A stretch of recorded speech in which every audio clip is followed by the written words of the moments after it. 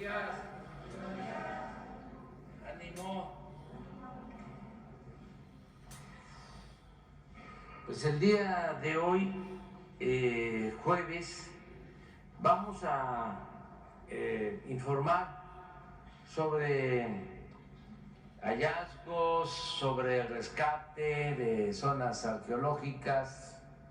Contamos con el antropólogo Diego Prieto, director general del Instituto Nacional de Antropología e Historia. Diego es el responsable de los trabajos muy importantes, trascendentes de rescate de nuestra memoria y de las zonas arqueológicas del país y de manera especial de la nación maya. Y es realmente un trabajo importantísimo, de mucha trascendencia cultural, histórica, social, que es lo que nos da nuestra identidad. Y también vamos a informar sobre cómo se ha rescatado, creo que esa es la palabra, por los afanes privatizadores, cómo hemos rescatado a una empresa pública importantísima como la Comisión Federal de Electricidad. La querían desaparecer y se decidió fortalecerla porque es muy importante. Si no se fortalece esta empresa, no tendríamos precios justos en el consumo de energía. No hace falta profundizar mucho, es cosa nada más de recordar lo que sucedió hace poco en Europa, cómo aumentaron el precio de las tarifas, el precio de la luz, cómo incrementaron el costo de la luz en los países europeos. Sí, por la guerra de Rusia y Ucrania, pero también porque se privatizaron los servicios de energía eléctrica, las industrias eléctricas, incluso en Estados Unidos han padecido por eso, con las heladas, nevadas en Texas, se quedan sin luz, sufre la gente,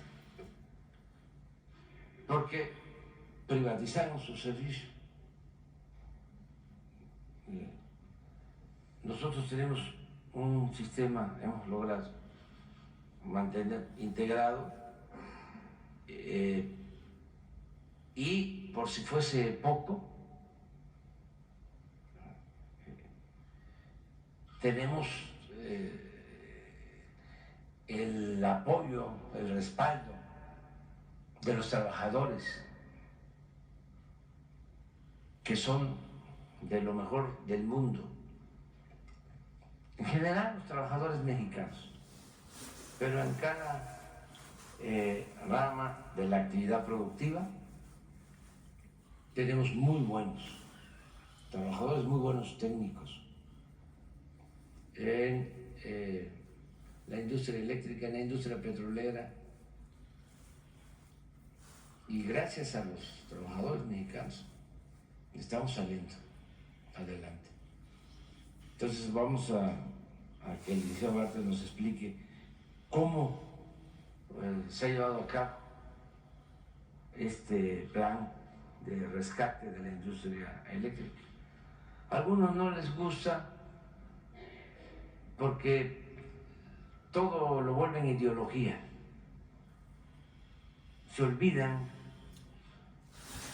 que la política y los asuntos públicos deben tomar en cuenta el juicio práctico. Si la industria eléctrica nacional no tiene como propósito el desarrollo de la nación, el beneficio del pueblo, se perjudican hasta las empresas particulares. No hay garantía de que tengan insumos baratos. ¿Cuándo vamos a competir como país si tenemos energía cara? Porque algunas empresas hacen su agosto y no están pensando en el desarrollo de México, no están pensando que tener energía barata significa estímulos para la inversión y creación de empleos y bienestar. Entonces, poco a poco hay que ir convenciendo de que hay cuestiones estratégicas para el desarrollo del país. ¿Qué estaríamos haciendo ahora si, como vamos a escuchar, íbamos a estar produciendo, si se continúa con la misma política privatizadora, si se hubiese continuado, íbamos a estar generando el 16% hoy de la energía eléctrica que necesitamos, con una dependencia total. No quiero mencionar las empresas que estarían dominando del extranjero, cobrando lo que les diera la gana. O en el caso de Pemex, 15 años consecutivos de caída en la producción de petróleo. Si eso no lo hubiésemos detenido, hoy estaríamos comprando petróleo crudo. Estaríamos importando petróleo crudo. Estaríamos extrayendo 1.200.000 barriles diarios.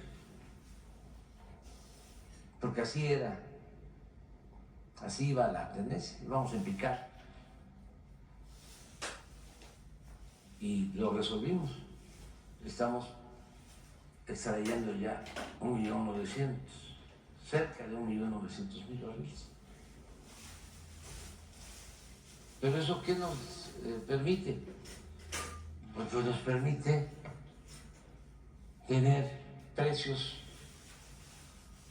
de los combustibles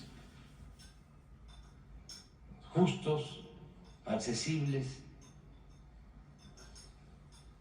las gasolinas, el gas, que de eso depende mucho, de que no haya carestía, que no haya inflación.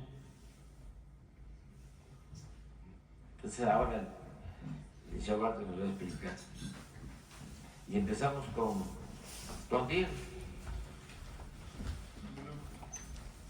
Porque pasados de pasado. Muy buenos días, presidente, señor director general, amigas y amigos de los medios y quienes nos siguen a través de los medios electrónicos y las plataformas. Efectivamente, la recuperación de la memoria, la profundidad histórica, el devenir y la resistencia de nuestros pueblos originarios también es una tarea estratégica que coadyuva a fortalecer la identidad y construir soberanía.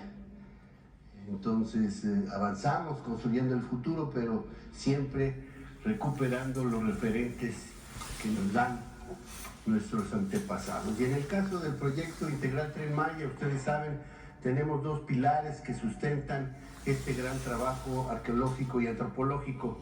Uno es la tarea del salvamento de materiales, de datos, de información valiosa para recuperar estos referentes históricos y arqueológicos de la gran civilización maya, y por otra parte el programa de mejoramiento de zonas arqueológicas, que supone un concienzudo esfuerzo de investigación, conservación y mejoramiento de las infraestructuras para recibir al público visitante que pueda ejercer su derecho a acceder a estos espacios culturales. Hasta la fecha, en lo que respecta al salvamento arqueológico, se ha recuperado un gran cúmulo de información y materiales. Seguimos avanzando, aunque ya de manera mucho menos intensa, puesto que básicamente las tareas en el derecho de vía están concluidas, pero sobre todo en los tramos 6 y 7, en las obras complementarias y en las inmediaciones de la obra troncal, seguimos recuperando materiales. Llevamos 59.340 elementos constructivos, elementos de carácter inmueble que hemos podido registrar y recuperar. 1.420.174 fragmentos de cerámica. Estamos hablando de lo que comúnmente se le conoce como tepalcates, pero que representan una valiosísima información. Tal vez para el común no signifiquen más que fragmentos de cerámica, de barro, pero para los arqueólogos nos permiten ubicar las estratigrafías, las temporalidades, los estilos cerámicos, y por lo tanto también hablan de intercambios, hablan de corrientes migratorias, hablan de comercio, hablan del estilo de vida de estos pueblos. 1.956 bienes muebles. En este campo seguimos avanzando porque estamos recuperando mucho material, como lo vamos a ver en adelante, sobre todo en los tramos 6 y 7. De esos 1.956 bienes muebles, 1.483 se encuentran en proceso de restauración para su exhibición en los museos, para su resguardo en los depósitos de bienes culturales. 699 restos humanos, entierros asociados frecuentemente con ofrendas, y 2.252 rasgos naturales, muchos de ellos vinculados a ríos subterráneos, grutas, cavernas, oquedades y también a cenotes, que frecuentemente incluye, por supuesto, restos de las culturas que allí habitaron. Por otro lado, en el programa de mejoramiento de zonas arqueológicas contemplamos 8 nuevos museos, el Espacio Cultural Ateneo Peninsular, 10 centros de atención a visitantes, y estamos trabajando fuertemente en 29 zonas arqueológicas. La que sigue, en una de ellas, Xcalunquín, al norte del estado de Campeche, hemos recuperado esta interesante escultura en piedra. Si pueden ustedes observar, se trata de un venado sacrificado. Hacia la parte de su derecha está su cabecita, el venado está boca arriba, y pues es la representación de un animalito sacrificado en probablemente un contexto ritual. Y por otro lado, para expresar el trabajo que hacemos en el Promesa, vamos a presentarles un video de una zona de enorme atractivo que es Cojunlich, en el estado de Quintana Roo. Adelante.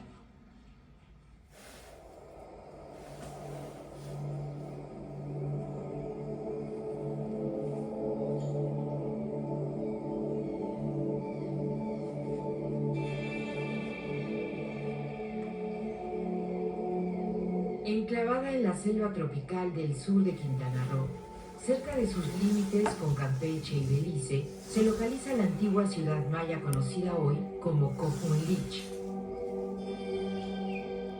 término que remite al nombre que pusieron al lugar a principios del siglo XX exploradores ingleses que le llamaron Cojuinlich, que quiere decir lomerío de Corosos o Corozal. Se trata de una urbe que llegó a alcanzar 14 kilómetros cuadrados de extensión y que mantuvo una ocupación de más de 1400 años, estableciendo un complejo sistema de captación y canalización del agua para el desarrollo de las milpas. Su primera etapa de poblamiento corresponde al periodo conocido como Preclásico Tardío, entre los años 250 a.C. y 300 de nuestra era, cuando se construyeron una serie de plataformas de baja altura alrededor de la plaza Yahashna, edificaciones que más adelante, en el periodo clásico temprano, entre los años 300 y 600 de nuestra era, fueron cubiertas por edificios monumentales, entre los que destaca el Templo de los Mascarones, con impresionantes rostros que miran al poniente, que fueron descubiertos en 1968 y que aún conservan restos de la pintura roja con la que los antiguos mayas decoraron el edificio.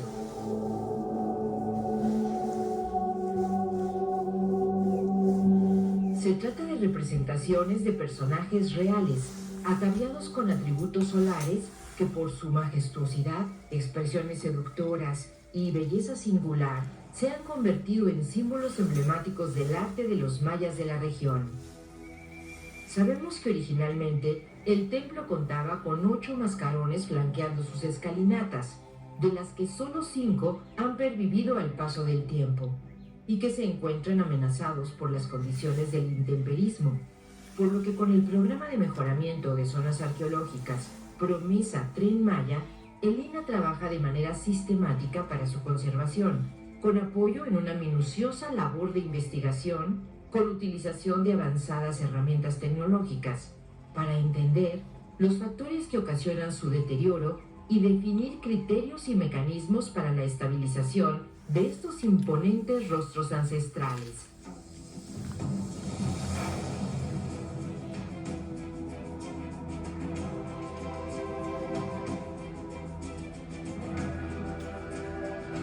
Pero fue entre los años 600 y 900 de nuestra era, en el periodo conocido como Clásico Tardío, que la ciudad alcanzó su mayor extensión, esplendor y densidad poblacional.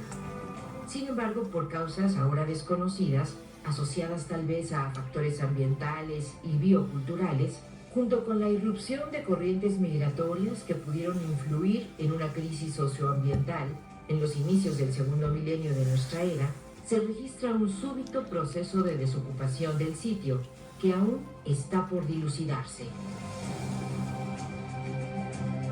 Esta antigua ciudad maya está conformada por una serie de conjuntos de carácter ceremonial y residencial, distribuidos a manera de barrios. De entre estos conjuntos de élite, podemos resaltar el edificio de las 11 puertas o el conjunto de los 27 escalones, construcciones que atestiguan el devenir de esta imponente ciudad, que llegó a desarrollar un estilo arquitectónico propio, conocido como estilo Pichahán, caracterizado por la presencia de muros lisos con sillares colocados a hueso, sin morteros o argamasas de adherencia entre las piedras, así como el uso de columnas empotradas y nichos en las fachadas. Comparada con otras áreas arqueológicas mayas, el sur de Quintana Roo fue tardíamente investigado, pues no fue sino hasta los años 30 del siglo pasado que se emprendieron las primeras investigaciones sistemáticas del lugar, que tuvieron su mayor impulso desde la última década del siglo XX con la intervención del grupo de colegas encabezado entonces por nuestro recordado maestro Enrique Nalda. Además de las tareas de investigación y conservación, como promesa se trabaja en la habilitación de 1.359 metros lineales de senderos interpretativos, con 153 células explicativas, así como apertura de 3 nuevas áreas monumentales a la visita del público. lo que habrá de favorecer una mejor comprensión y disfrute de las bellezas y testimonios de esta seductora ciudad maya ancestral. Mucho tiene que aportar Cojulich a la recuperación de la memoria, los saberes y la profundidad histórica de los antiguos mayas, soporte de la identidad, la singularidad y el orgullo de pertenencia de los mayas de hoy, herederos de ese legado y parte fundamental en la construcción de un país justo, plural, incluyente y democrático, a la que estamos convocados todos. Kimak olong asimbas kones kakaholtes komunlich unos kahil ilang kabo behlare kuyes kunos mulo yeten ukahlai ya tulaka yokolka naken y se bambala.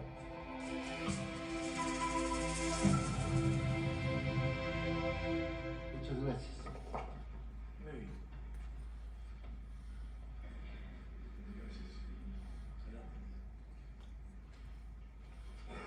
Con su permiso, señor presidente.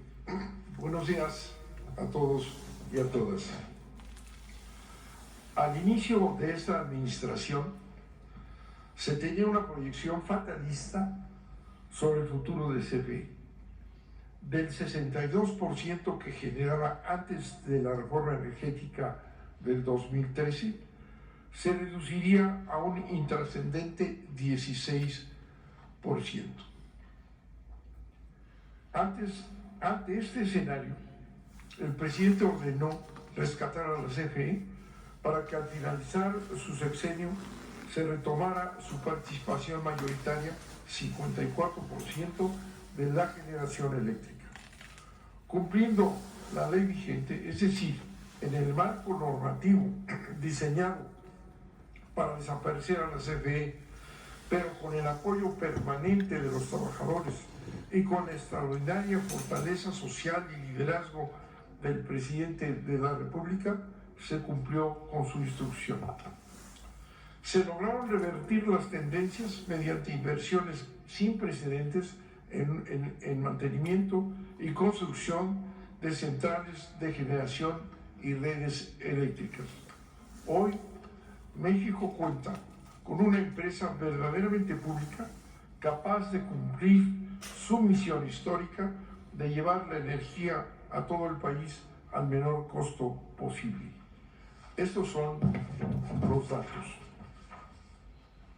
Como dijimos, la generación de la CFE estaba condenada a reducirse hasta la irrelevancia. Se inició un plan de rescate organizado en 4 grupos de proyectos. Primero, energías limpias. Se ejecutan 22 proyectos que aportarán 1.500 megawatts de fuentes renovables. Incluye el proyecto fotovoltaico más importante de América Latina, Puerto Peñasco, con 1.000 megawatts, un parque solar en Yucatán, así como la renovación y ampliación de la vida útil de nuestras emblemáticas hidroeléctricas. Segundo, centrales prioritarias. Son 5 ciclos combinados: Mérida, Valladolid, San Luis Río Colorado, Tuxpan y González Ortega, y una aeroderivada en Baja California que agregarán en conjunto 4.000 megawatts de capacidad. Tercero, proyectos del corto plazo. Se caracterizan por tener ágiles periodos de ejecución y se trata de 7 termoeléctricas que aportarán alrededor de 3.000 megawatts de capacidad. Sus avances globales son hoy de 80%. Son Manzanillo 3, Lerdo, San Luis Potosí, El Sauz, Salamanca, Mexicali Oriente y Altar. Estos 2 últimos ya concluidos. Cuarto, adquisición de centrales. La CFE ha adquirido 2 centrales ya en funcionamiento, una en Campeche y la otra en Baja California Sur. Además, moderniza con tecnología de gas la central de Lerma, ubicada también en Campeche. añadirán 431 megawatts de capacidad. Esas centrales se ubican en zonas históricamente relegadas, como lo son las penínsulas de Baja California y la de Yucatán. Se compensarán las intermitencias eléctricas y gozarán de un suministro confiable. También se ha buscado aumentar la generación para las regiones centro y pacífico, aprovechando ubicaciones en donde ya estaba presente CFE, lo que ahora limita y ahorra gastos de infraestructura, insumos, derechos y terrenos. Con las centrales renovables, la CFE se reafirma como la mayor generadora de energía limpia en el país, inyectando a la red el 55% de estas entre 2010 y el 2023. Estos 35 proyectos en conjunto representan 9,000 megawatts de capacidad, un programa de construcción e inversión sin precedentes en una administración. Se cumple el objetivo presidencial, la capacidad de la CFE aumentará hasta el 52%.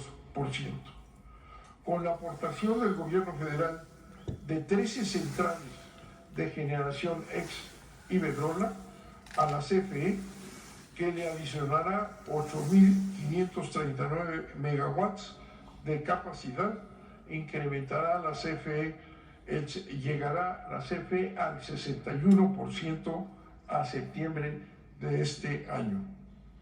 Combustibles.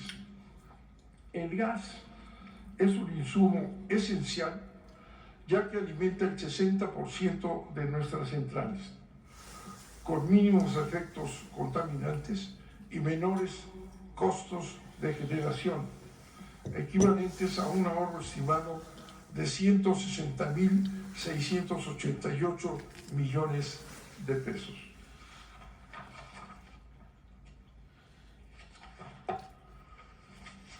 Sin embargo, en materia de gas, lo que encontramos fue un sistema de exacción de las finanzas públicas, exceso de transporte de gas, plantas que jamás se construyeron, infraestructura detenida y contratos leoninos. El presidente ordenó la renegociación de estas abusivas condiciones y ahora el gas que CFE comercia ya no le reporta pérdidas, sino importantes ganancias. El rescate y fortalecimiento de la CFE se expresa también en la concertación de alianzas estratégicas con operadores nacionales e internacionales que permitirá aumentar los beneficios económicos en la comercialización del gas. A la fecha se reportan los siguientes. 1. TransCanada, alianza que permite a la CFE ser propietaria minoritaria de una parte de los activos y no solamente ser una usuaria. Los beneficios son tarifa justa y el desarrollo de una extensión de gasoductos marino para acercar el gas a las plantas de la península de Yucatán. Al finalizar este contrato, CFE será propietaria del 49% de la extensión del gasoducto marino y el 15% del sistema unificado. Los beneficios económicos serán de 3,077 millones de dólares. 2. Alianza con New Fortress Energy, que es una planta de licuefacción de gas natural en las costas de Altamira, Tamaulipas. CFE la suministrará con gas natural mediante el gasoducto marino para su exportación a los mercados internacionales. Se tendrán ingresos de más de 15,000 millones de dólares y el 10% de las ganancias. 3. alianza con el Grupo Carso. Como parte del plan de fortalecimiento regional, se llevará conjuntamente gas al noroeste del país, al construirse un gasoducto de Rosarito y Caborca a San Luis Río Colorado, con una longitud de 416 kilómetros, permitiendo satisfacer la alta demanda de combustible en la península de Baja California. Este modelo de gestión de combustibles y las alianzas estratégicas generarán beneficios por 60,000 millones de pesos. Una de las negociaciones más importantes en materia de gas ha sido la reconfiguración del gasoducto Mayacán, que transporta gas a Yucatán desde hace 22 años. Este gasoducto sería incapaz de cubrir la demanda proyectada por el crecimiento de la región, por lo que se han acordado iniciar su ampliación. Se desarrollará una infraestructura consistente en duplicar la capacidad del actual Mayacán, lo que implica la construcción de 700 kilómetros de gasoductos atravesando los estados de Campeche, Tabasco, Yucatán y Quintana Roo. La ampliación del gasoducto, sumado a las plantas que construye la CFE, serán el elemento central de la seguridad energética de la península de Yucatán, una zona que experimentará un importante crecimiento económico y social gracias a los emblemáticos proyectos desarrollados por el presidente de la República. Fortalecimiento de las redes eléctricas. Entre 2018 y 2023 han sido agregados 2.600 kilómetros a la red nacional de transmisión.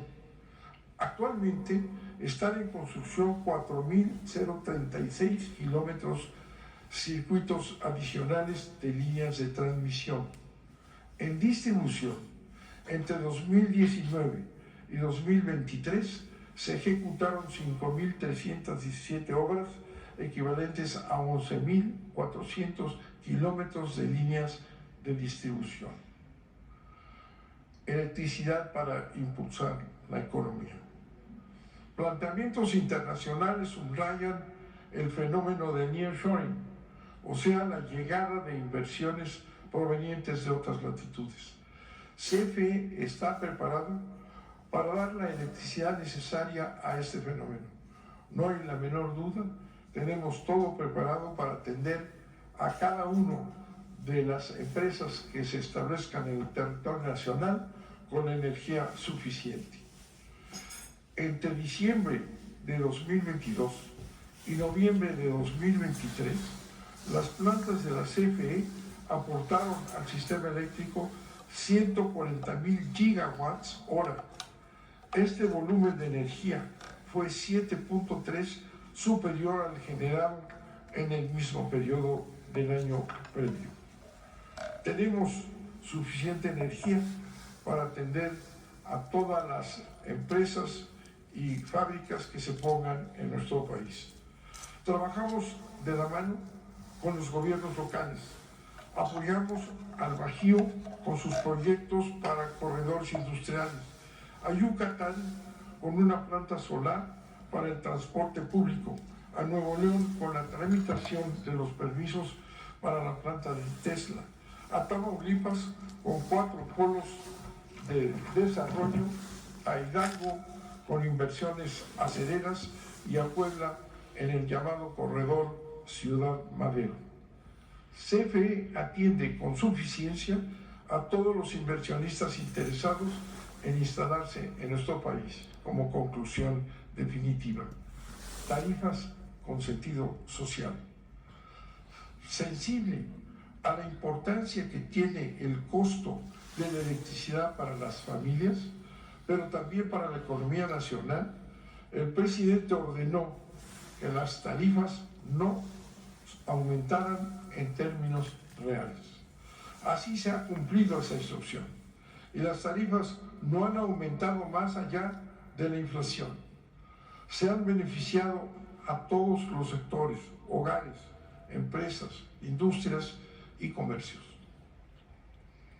Es un apoyo directo, genuino y de enorme importancia y trascendencia para la sociedad, que solo puede ser proporcionado por una empresa de servicio público de la calidad y peso como la CFE.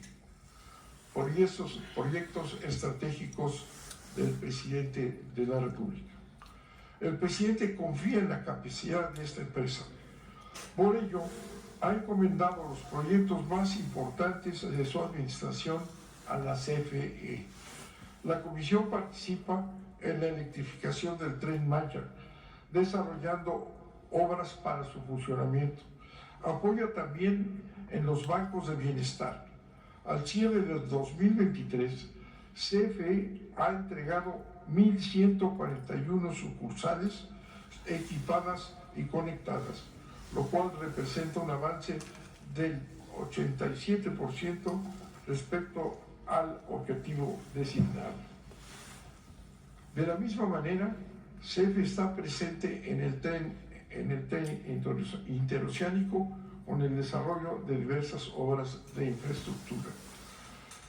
CFE se ha significado a nivel mundial como la empresa con mayor capacidad para recuperar los problemas que generan los fenómenos huracanes y más de este tipo. Acapulco ha sido un ejemplo de ello.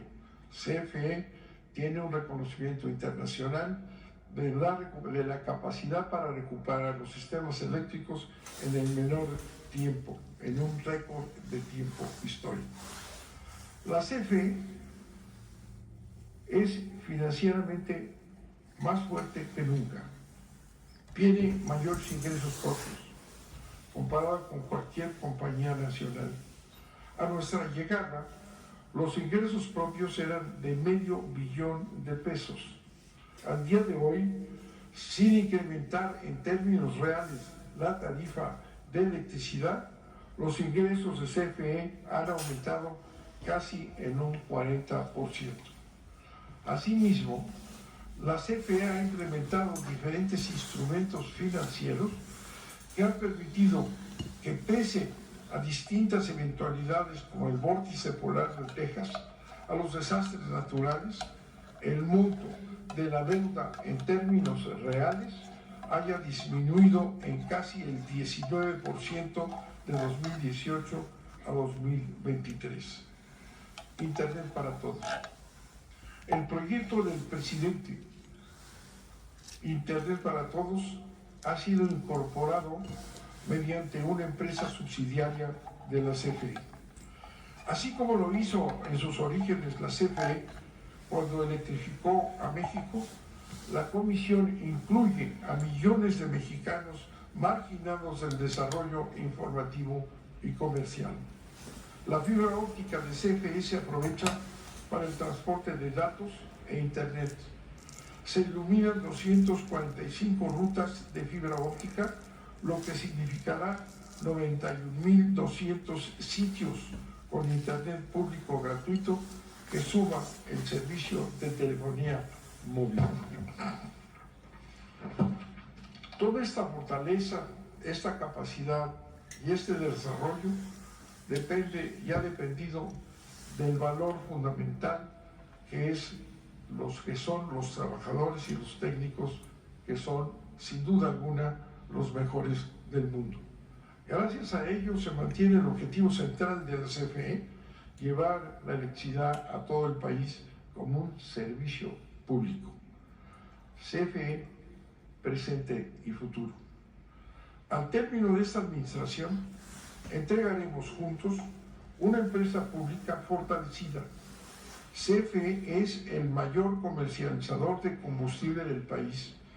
Retoma su liderazgo con la generación eléctrica, mantiene e incrementa las redes por donde transita el fluido y tiene más de 45 millones de clientes.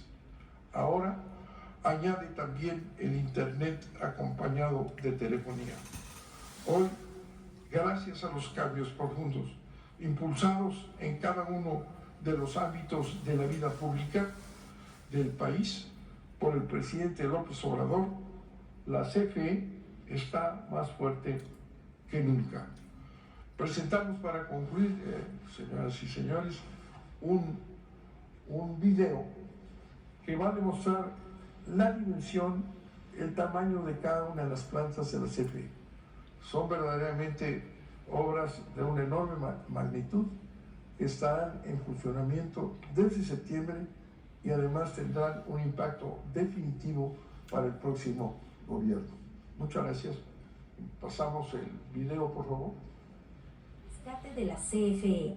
A partir de la reforma energética de 2013, la participación del Estado en la generación de energía eléctrica en México se redujo significativamente. Al inicio de la actual administración, la participación era de un 54% contra el 46% de los privados.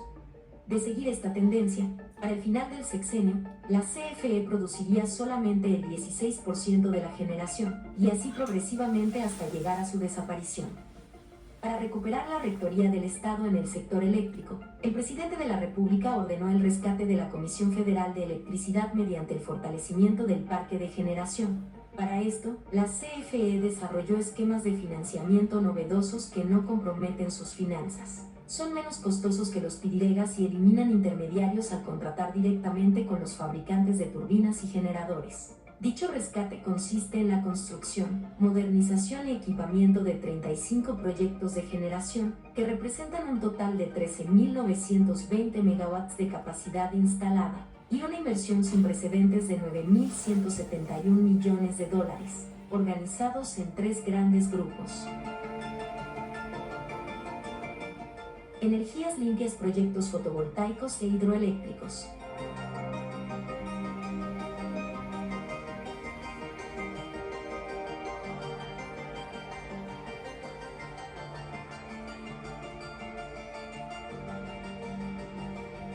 Actualmente la CFE es quien inyecta la mayor cantidad de energía limpia al sistema eléctrico.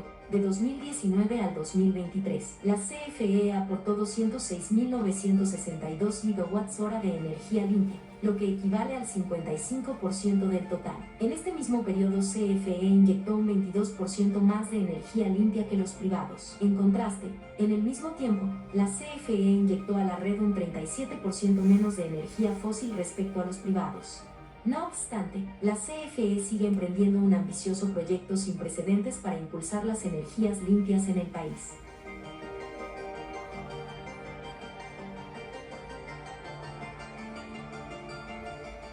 Se construye la central fotovoltaica en Puerto Peñasco, Sonora, la más grande de América y la primera en su tipo en México, al incorporar un sistema de almacenamiento conformado por un banco de baterías con capacidad de 192 megawatts. Tendrá una capacidad total de 1.000 megawatts y a través de una línea de interconexión de 290 kilómetros, enlazará el sistema aislado de Baja California al sistema interconectado nacional, lo que representa un hecho histórico.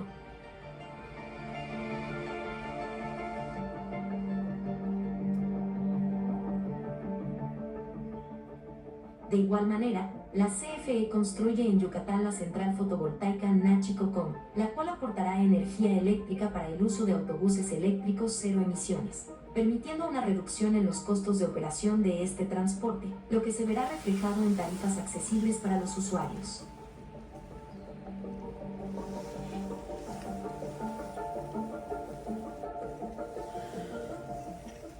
Asimismo, se modernizan 16 centrales hidroeléctricas a través de la renovación y sustitución de sus equipos principales.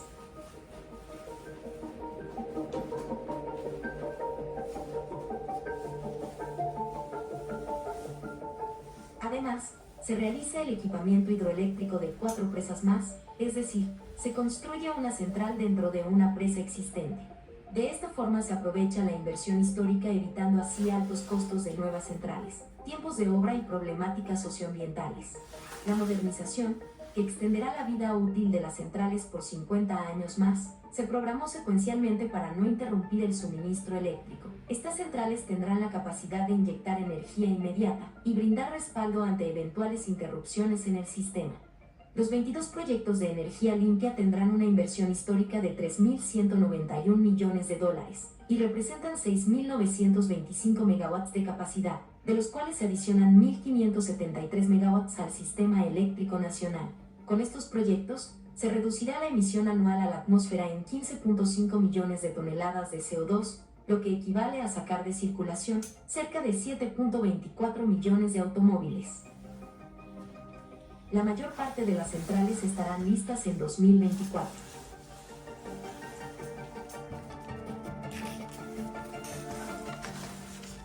Centrales prioritarias de generación.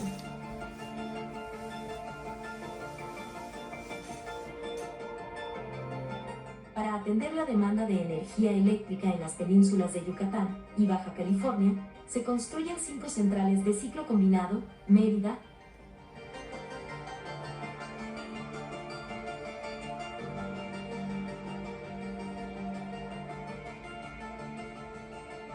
Riviera Maya, Valladolid.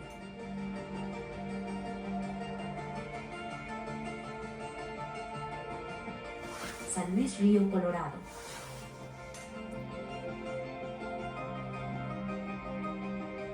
González Ortega.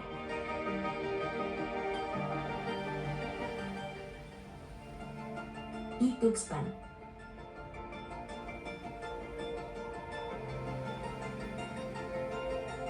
Además de una planta aeroderivada. En el caso del proyecto Tuxpan, esta central garantizará el suministro eléctrico en el centro del país.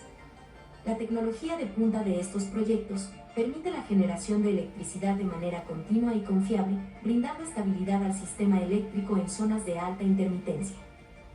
Con una inversión de $3.445 millones, se adicionarán 4.047 megawatts de capacidad. Las centrales podrán ser inauguradas en 2024. Construcción de centrales de corto plazo. Para modernizar la capacidad de energía eléctrica en distintas zonas del país, haciéndola más flexible y eficiente, se construyen 5 centrales de ciclo combinado y 2 centrales de combustión interna. Salamanca.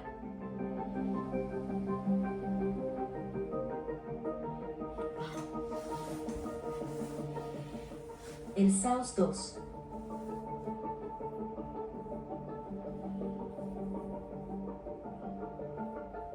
Manzanillo 3. San Luis Potosí. Lerdo.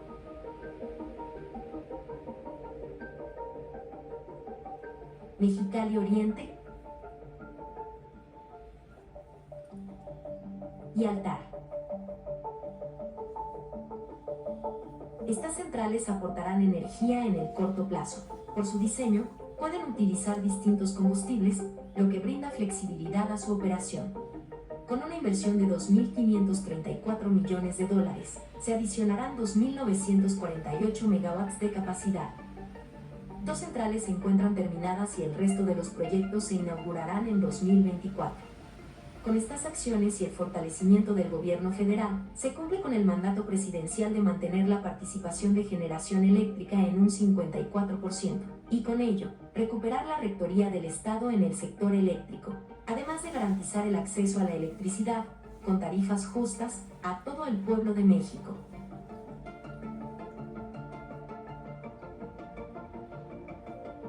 Comisión Federal de Electricidad.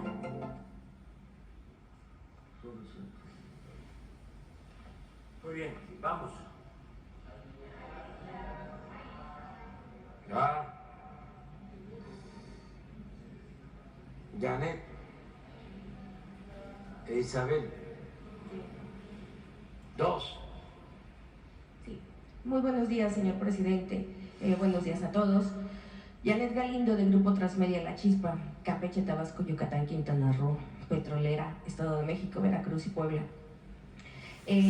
Señor presidente, quisiera preguntarle, pues estamos a 9 meses de concluir su gobierno. A estos 9 meses, al inicio de su mandato, pues usted hizo un compromiso de 100 puntos.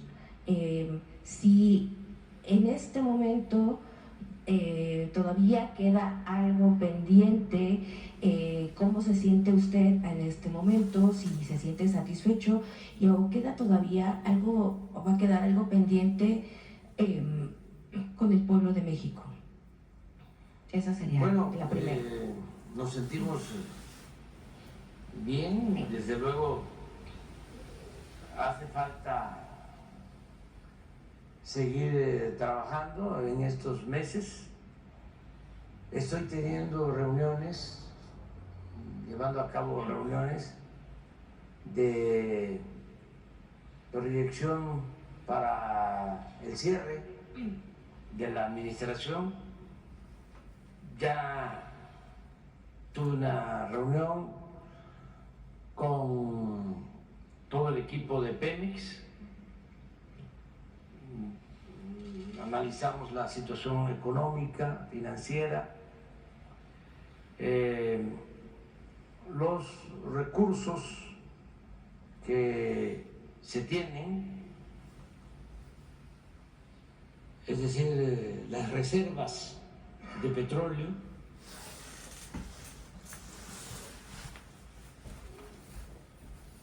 Puedo informar que tenemos reservas suficientes de petróleo para nuestra administración y para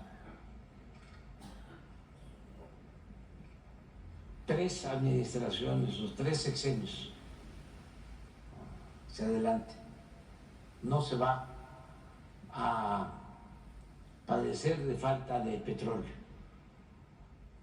Invertimos en exploración, tuvimos suerte, encontramos muy buenos campos en tierra, en aguas someras, y hay un potencial petrolero importante. Eso por lo que corresponde a exploración, producción de petróleo. Hemos avanzado mucho en todo lo relacionado con la refinación. Es un proceso de reconversión. Antes los recursos los obtenía Pemex de la venta de petróleo crudo, de la venta de materia prima al extranjero.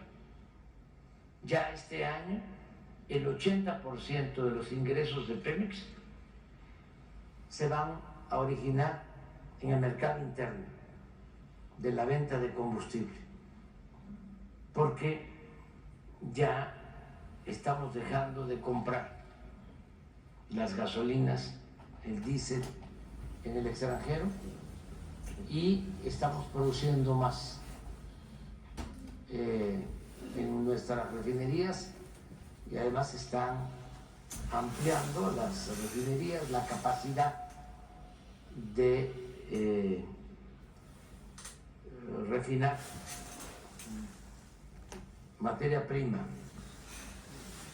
Hemos modernizado las 6 refinerías que teníamos, que heredamos, compramos una de 300,000 barriles diarios. La nueva refinería de Dos Bocas son también 340,000 barriles diarios. Estamos construyendo 2 plantas coquizadoras, que va a significar más gasolinas, más combustibles, de modo que es todo un cambio de la política petrolera. Antes lo decíamos en las plazas públicas, que era un absurdo vender materia prima y comprar gasolinas. Ponía yo el ejemplo de la venta de naranja y comprar jugo de naranja. Vendíamos petróleo crudo y comprábamos gasolinas. porque en más de 40 años no se había construido una nueva refinería. Entonces, en la evaluación que estamos haciendo con Pemex, vamos bien, vamos a terminar bien, vamos a terminar con una producción de petróleo de 1.900.000 barriles y con reservas hacia adelante, sin aumentar la deuda de Pemex. Se redujo la deuda de Pemex en el tiempo que llevamos. Ya hicimos también lo mismo con la Comisión Federal de Electricidad. Las finanzas, la administración, igual lo que aquí acaba de mencionar Eliseo Barthes. Hay una disminución en la deuda de la Comisión Federal de Electricidad y desde luego se están construyendo nuevas plantas, están creciendo los activos de Pemex y de la Comisión Federal de Electricidad. Se dijo rápido, pero son un poco más de 20 hidroeléctricas que se están modernizando. ¿Qué significa esto? Esas hidroeléctricas que se fueron construyendo a través del tiempo ya datan de décadas y desde entonces no se les habían cambiado las turbinas. Por ejemplo, ya hay equipos modernos para que con la misma agua y con turbinas modernas se genere más energía eléctrica. Y eso es lo que estamos haciendo. Utilizar la infraestructura con nuevos equipos y creando también nuevas plantas de ciclo combinado, de modo que vamos a tener energía eléctrica suficiente para decirlo de manera muy clara, no hay ningún riesgo de apagones, no nos va a faltar la energía eléctrica. Además, hasta en circunstancias difíciles como estas nevadas, como hay una diversidad de fuentes de energía, tenemos posibilidad de usar desde carbón hasta agua, pasando por gas, diésel, combustóleo y también lo que es la energía nuclear. Tenemos de todo. Eso se va a seguir conservando. Hablamos de la generación, hablamos del gas. Eso fue algo extraordinario. Yo felicito aquí al licenciado Bartlett y a su equipo porque heredamos contratos leoninos para el transporte de gas. Se adquirieron o se contrataron gasoductos para traer gas de Estados Unidos. Como les interesaba el negocio, porque pues todo era así,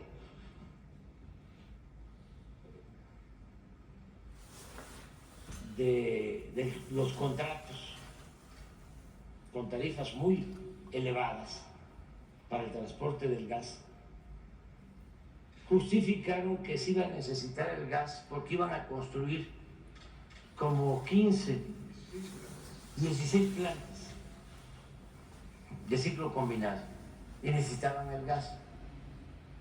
No construyeron las 16 plantas de ciclo combinado, pero sí contrataron el transporte del gas. Desde luego, en exceso para lo que necesitaba el país. Entonces, ¿qué hacer en una circunstancia así? Si cancelábamos los contratos,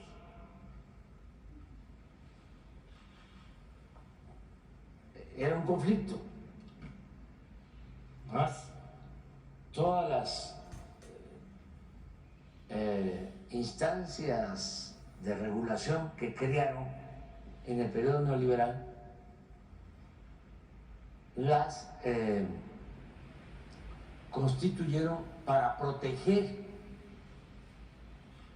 a los particulares. El Instituto de la Competencia, el Instituto de Comunicaciones, ¿cómo se llama este otro? De la Transparencia, la CRE, todo está hecho para eso. Y también con la reforma energética se tiene que acudir a tribunales internacionales, a paneles internacionales. ¿Y saben cuándo ganamos nosotros? Nunca.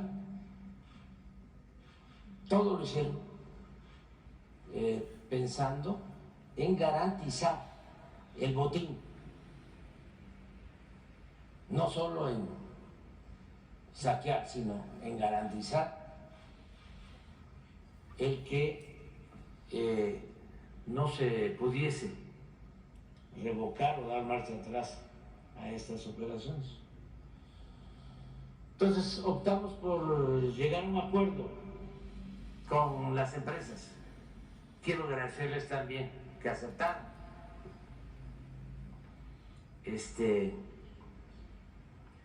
una reducción de tarifas en el cobro de transporte del gas. Se mejoraron las condiciones de los contratos, respetamos los contratos, pero obtuvimos ahorros. Sin embargo, teníamos que resolver lo del excedente del gas. ¿Qué hacemos con todo lo que se contrató? Y la Comisión Federal ha ido reconvirtiendo plantas que antes utilizaban combustóleo, diésel, carbón, y ahora se están manejando con gas. Hemos tenido también la suerte, porque la suerte es importante en todo, y en la política también. No todo es racional. Sí interviene la suerte y lo místico.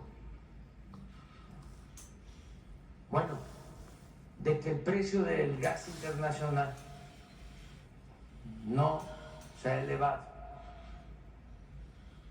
¿sí?, hasta va.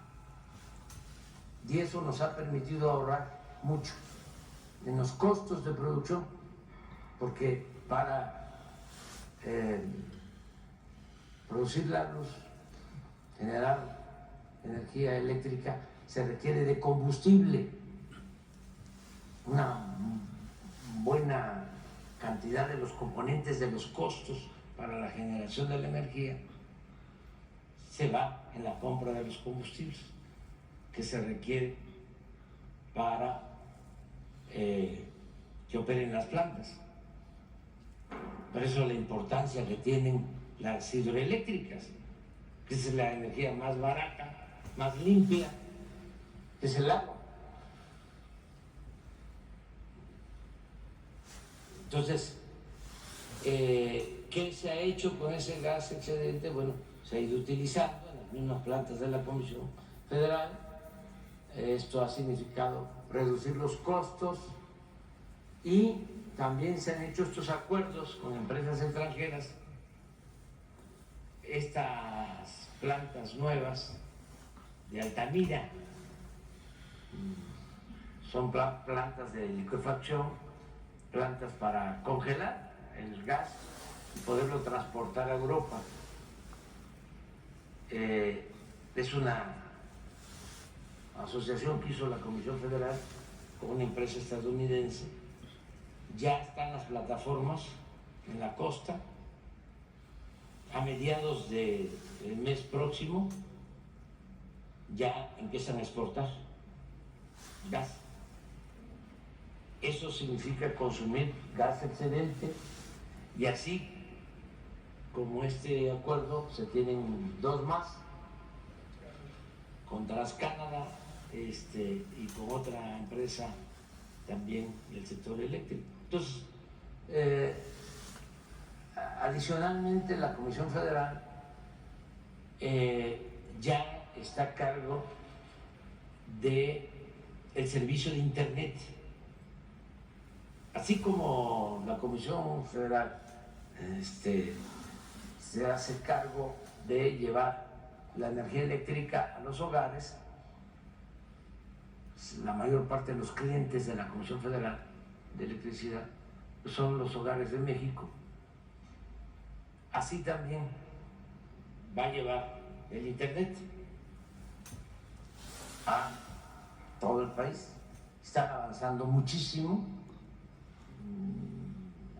Ya la empresa de Internet está por terminar 3.200 antenas en todo el país.